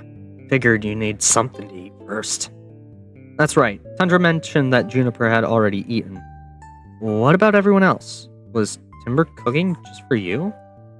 And what was it that Tundra pulled him away to talk about earlier? You're curious, but you aren't sure this is the best time to ask. Timber is occupied with cooking. What should you do? Help him cook? You offer to help him out. You can't let him do this work all... Why's the music stop? Here, chop this into thin strips. He hands you a cabbage and gestures to the cutting board. You ask what kind of dish he's making. Carriage? What? He says it with a smirk, but you have no idea what that is. You'll see. The meat's already marinating. You remove your gloves and start chopping the cabbage as instructed. Keeping the sizes even turns out to be a struggle. Your fingers are trembling from the cold, as it would. Fingers. You move slowly, careful to not accidentally cut yourself. You hope Timber won't mind that you're not doing a great job. When you look back over to him, he's got a pan full of oil sitting on the cooktop. He's holding a bag of marinated chicken. Oh, he's gonna do the thing with the chicken where they dump it in oil. He drops the pieces of meat into what you assume is flour, flipping them with a pair of metal chopsticks. Maybe he's not. Was this made during Thanksgiving? I think it was. Yeah, it was. Well, November, but yeah, pretty much. Once coated, he sets them in oil one at a time. Okay, he's actually good at this. Is he making carrage? Or what? No, it's carriage. Oh, a little doubtful, you ask him where he got the recipe. Cookbook. Here, I'll show you. Take over, right? He shoves the chopsticks into your hand and dashes off towards one of the ice houses. You're not sure you'll even need to do anything. The meat's still cooking. Timber returns, thumping through the pages of a mildly tattered book. Oh my god, that is adorable!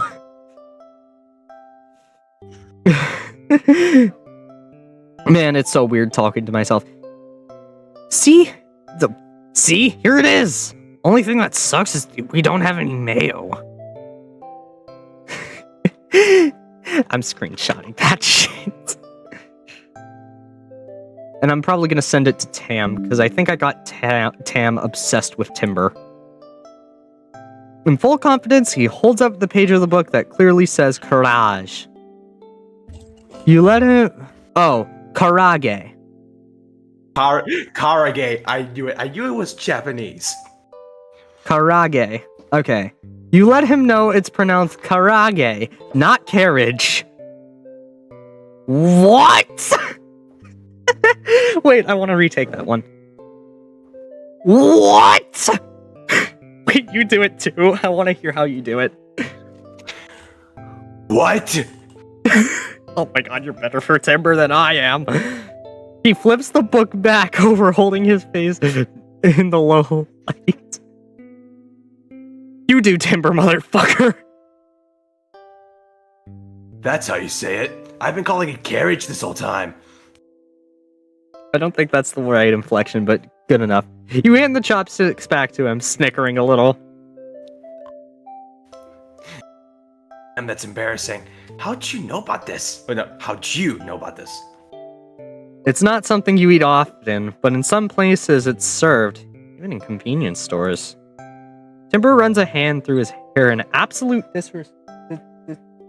despair. I looked away.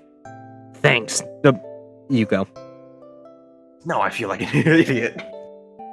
Wait, thanks. Now I feel like an idiot. Colonel, I'm trying to sneak around.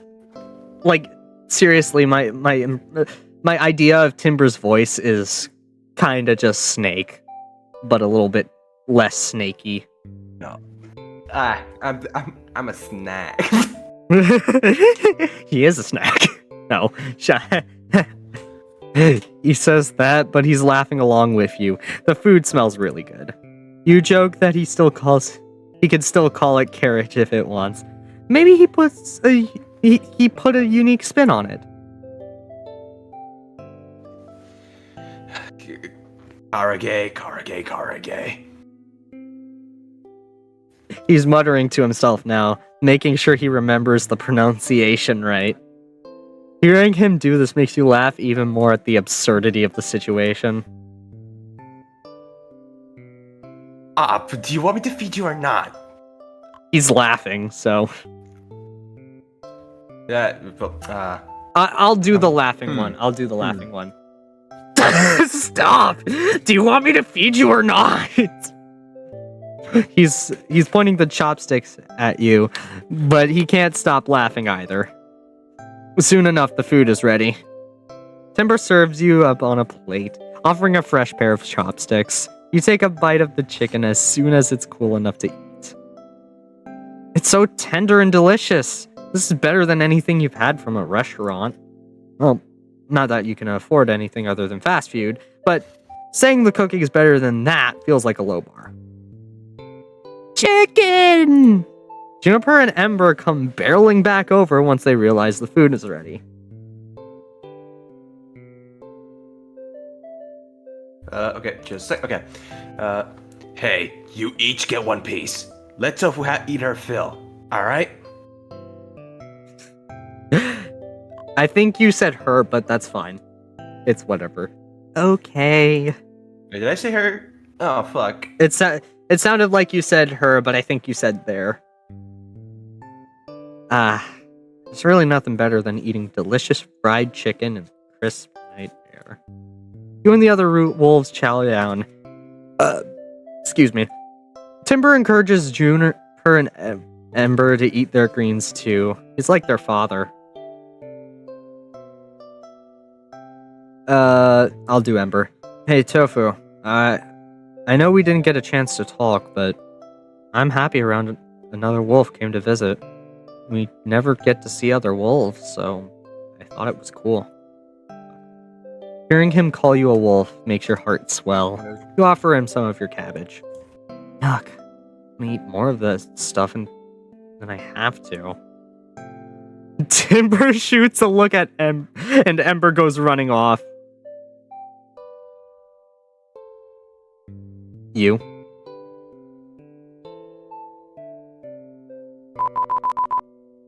Wait, just a sec, because spitter lag. Alright. That guy never eats his damn vegetables. That guy never eats his damn vegetables, no matter what I tell him. You let Timber know he sounds like a parent right now. Because he kinda is. Wait, okay. Nah, I'm not cut out for that. I'm more like an older brother.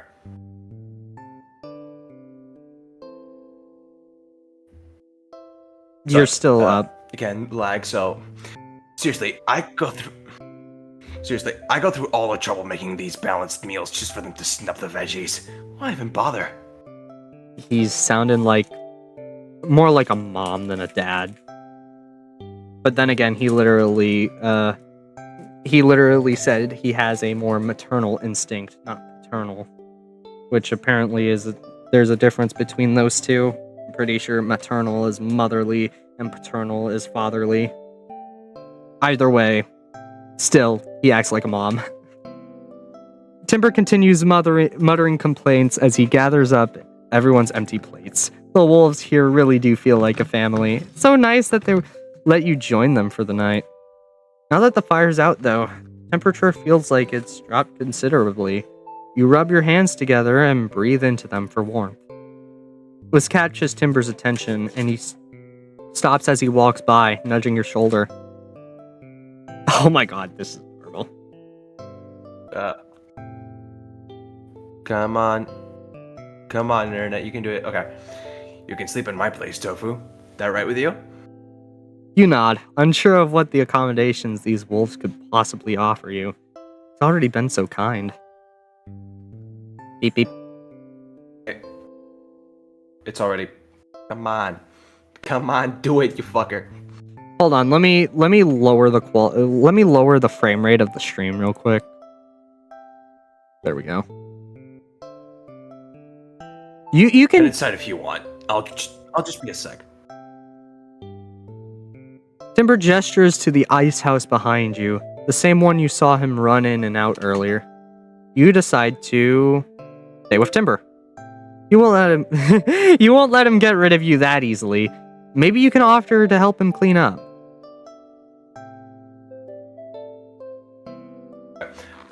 Thanks, but there's not much left to do. Wasn't exactly cooking a 5-course meal out here. You ask him why he went through all the trouble of cooking you something to begin with. You would have been happy even with a can of beans for dinner. Nah, that's too sad. We have to do something a little special for the occasion. What occasion exactly? He seemed to be in a particularly good mood all night. Well, yeah. I was supposed to be scavenging, but I found you instead. He scratches at the bandages on his neck. You're not sure what he means. You feel kind of glad, though, that meeting you made his night a little better. No one's really said that kind of thing to you before. Timber wraps up by cleaning and pats you on the shoulder as he walks by. I'll take you someplace quieter. You follow behind him, past some trees and to a somewhat secluded hill. The starry night sky is much brighter out here than it is back home. When you look up, you're a little afraid it'll swallow you whole. You can't help but stare up at it, though. There's not much to block your view of the horizons this high up in the mountains. It's just you and Timber out here in the snow. You comment on how beautiful this place is. Yeah, you think so too? Wouldn't anyone? It's cold, but you have your scarf, belly full of warm food. You feel pretty content. Hey, Tofu.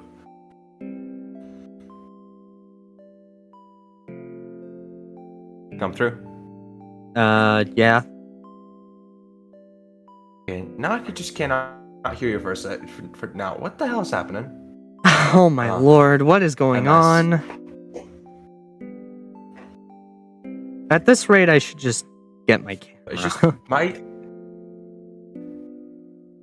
I don't know, just for some reason my internet just craps itself out of nowhere and then it comes back like nothing happened. Damn, what a surprise. Anyways, you're up.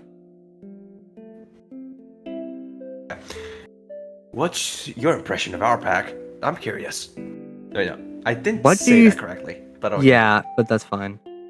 It's nice. Despite the cold, you kind of love it here. The food's good and the other wolves are nice. It's completely different from what you're used to.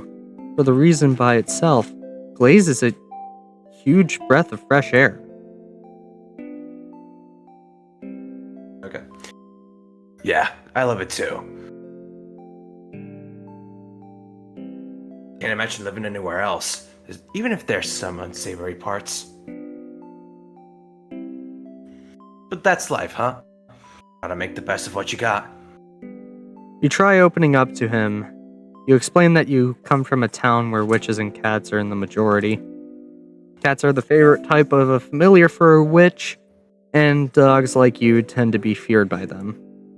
Witches never take your side when it comes to this stuff, because why would they? You're just some stray pet. Compared to back home, where you're constantly nervous about accidentally intimidating others, a place like Glaves is perfect.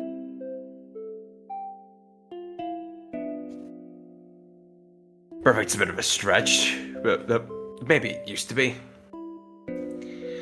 Like when I was a kid. It was normal back then.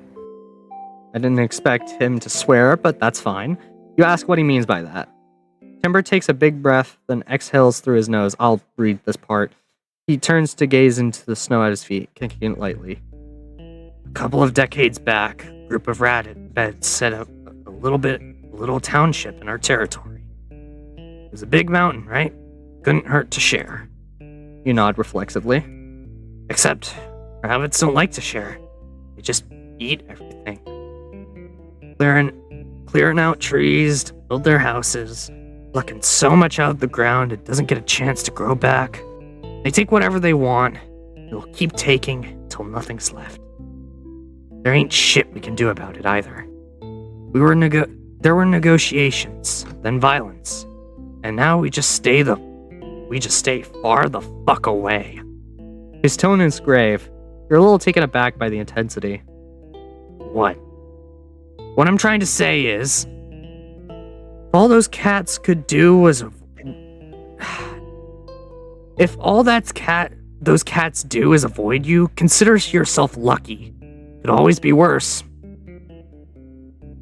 Unsure of how to respond, you look up at the stars. At least it's pretty out here. Timber smiles at you. You go. Sure is. You head back into Glaze together. There isn't much inside Timber's house, just a couple baskets of supplies and a large blanket laid out over the icy floor. Would have been kind of funny if you had some snow furniture, nice block for a table at the very least. Your own home is a little sparse too, which helps you feel all the more comfortable here. Bed ready. Sorry for keeping you up so late. You fucking cunt. Okay, you let him know that you don't mind. You barely even feel tired right now. He rolls out a sleeping bag for you, right next to his. You okay here, Tofu? The sleeping bags are side by side. Yeah, that's fine. It's a comfortable distance. You nod to him, please. Timber strips off his coat and climbs into his sleeping bag. You do the same. Come to think of it, it feels strange getting into bed without changing in pajamas. You ask Timber if he always sleeps in his clothes like this. Oh my god, wait, that's adorable. What? Those are all I've got. I guess I'd normally take my pants off, but seeing as I have a guest... He trails off, then pauses for a moment. How about you, Tofu? Gonna take that scarf off, or were you planning on sleeping with it? Why is he asking something like that? It's cold in here. I'm saying it out of concern. You'll strangle yourself into your sleep. Says the guy with his neck all wrapped up like that. Hey, I'm injured here. It's an injury? You just assumed it was part of his look. You ask what happened. Nothing. It's mostly healed up, but just... forget it, alright? Sleep however you want. Timber turns away from you. You aren't sure what to say, so you give a small apology and do the same. Time to get some sleep.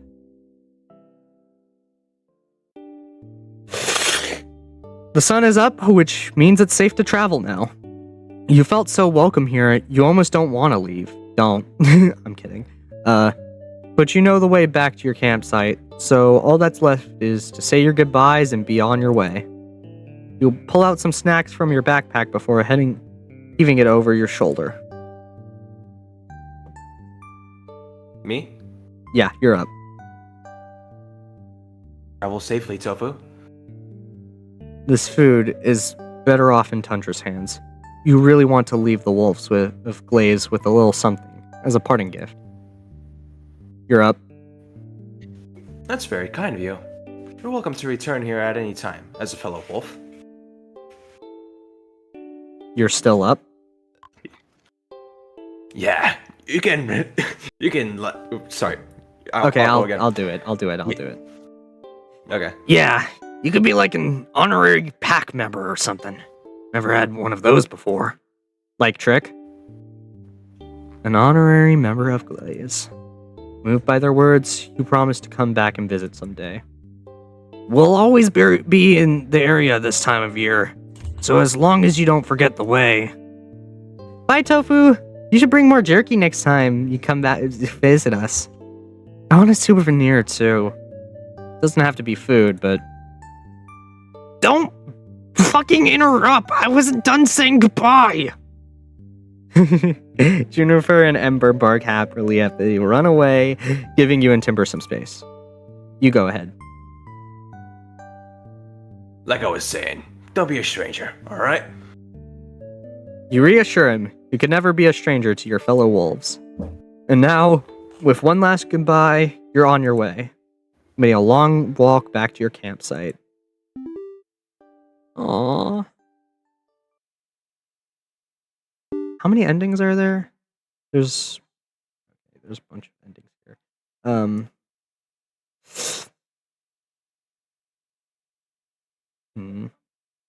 Oh my lord. So there's still routes. Go into the timeline and view these routes. Stare longingly. You have to do all of those in a row, though, so. Head inside. Okay, we still got that ending. Oh my lord.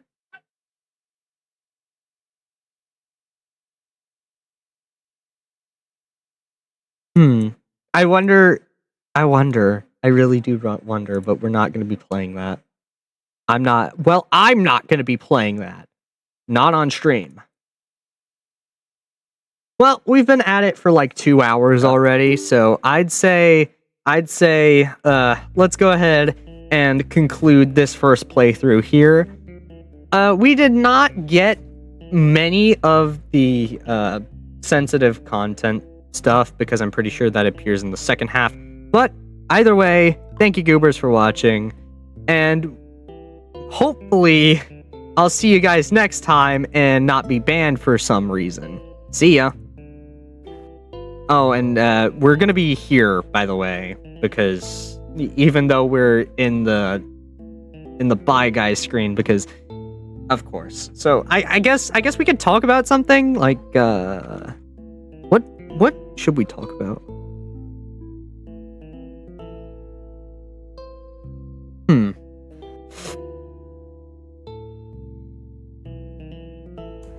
All right.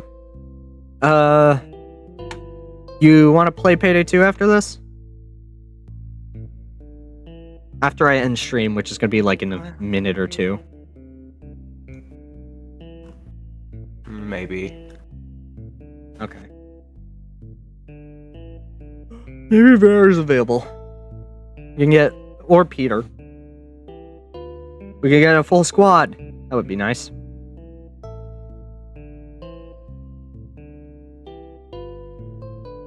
Actually, yeah. Look at this. Oh, yeah. I didn't... Okay, so I just saw something. The last TV show you watched is now getting a crossover with the last video game you played. What is the unholy abomination that has just been created? Let me check the last video game I played. Hold on. I actually just gay up don't know. Oh, that's the last game I played. What's the last TV show I watched? Oh no. I think it was Ready or Not, or no, Content Warning and 911 Lone Star. That doesn't sound like fun. Well, maybe it would be fun. I don't know. It depends on what aspects of content warning are put into it. Well, me being me, I'm pretty sure it's like Project Arrhythmia, like X House. And oh, house. That's great. I was expecting Land of the Lustrous, because isn't that tech? No, that's not really a TV show, is it? I don't know. It is it is an anime, and an anime is technically a show, so Maybe not a TV show. But yeah, fucking 911 content warning. That would be a very interesting one to see. I have this thing on a timer, by the way. It's just gonna cut me off at some point. I don't know when. what would it? Will it also make it like